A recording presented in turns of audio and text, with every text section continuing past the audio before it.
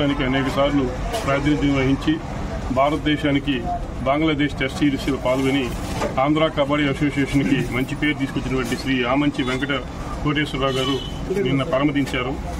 ఈ సందర్భంగా ఆంధ్ర కబడ్డీ అసోసియేషన్ పక్షాన సెక్రటరీ శ్రీ శ్రీకాంత్ గారు, ట్రెజరర్ శ్రీ ఎం సుబ్బరాజు గారు, మా ఎగ్జిక్యూటివ్ కమిటీ మెంబర్స్ అందరూ కూడా ఈరోజు పార్థివ దేహాన్ని చూడటానికి వచ్చాం.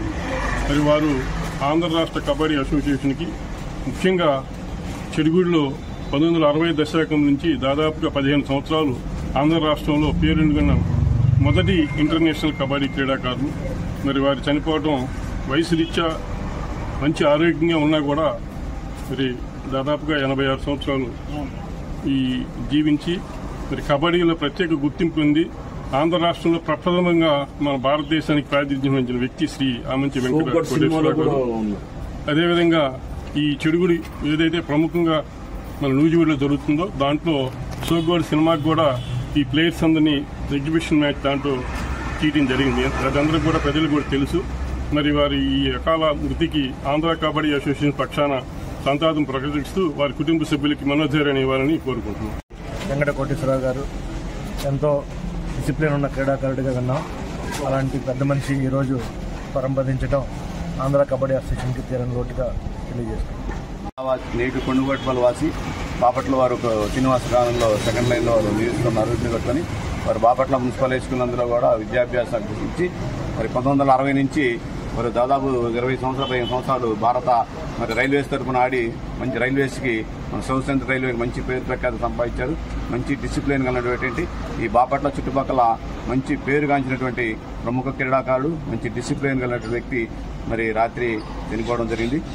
వారిని మృతదేహాన్ని పరామర్శించడం ఈరోజు బాపట్ల ఆంధ్రప్రదేశ్ సంబంధించినటువంటి మరి కబడ్డీ అసోసియేషన్ సభ్యులందరూ కూడా ఈరోజు ఇక్కడ ఇచ్చేశారు. అట్లాగే సీనియర్ కబడ్డీ క్రీడాకారులందరూ కూడా ఇక్కడికి ఇచ్చేసి వారి ఆత్మశాంతి కలగాలని కోరుకున్నారు.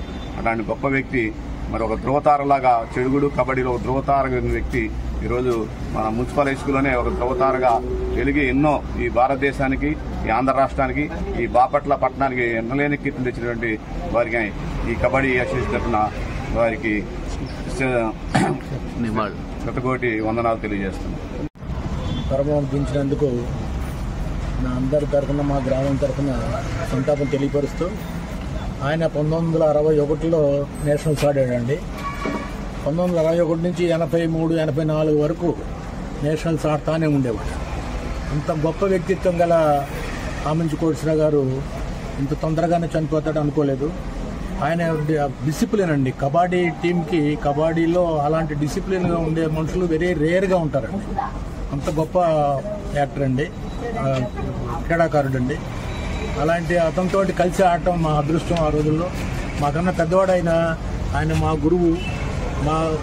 ఆయన లేని లోటు మా గ్రామానికే కాదు ఆంధ్ర రాష్ట్ర కబడ్డీకి తీరని లోటు అని భావిస్తూ తెలియజేస్తున్నాను. ఆమంచి కోటేశ్వరరావు గారు 1978లో నేను కాటర్ హై స్కూల్లో చదివేటప్పుడు ఊళ్ళో ఇన్విటేషన్ టోర్నమెంట్ ఆడడానికి వచ్చారు. ఆ చిన్న వయసులో పెద్ద పెద్ద ప్లేయర్లను చూసి మేము కూడా క్రీడలు నేర్చుకొని మేము కూడా స్పోర్ట్స్ కోటాలో కబడ్డీ తరఫున ఉద్యోగాల్లో చేరాము. దరిదాపు నేను 5-6 టోర్నమెంట్లు, క్రికెట్ టోర్నమెంట్లో ఆయన ఆమంచి కోటేశ్వరరావుతో కలిసి నేను 1984లో ఒక టోర్నమెంట్ ఆడాము.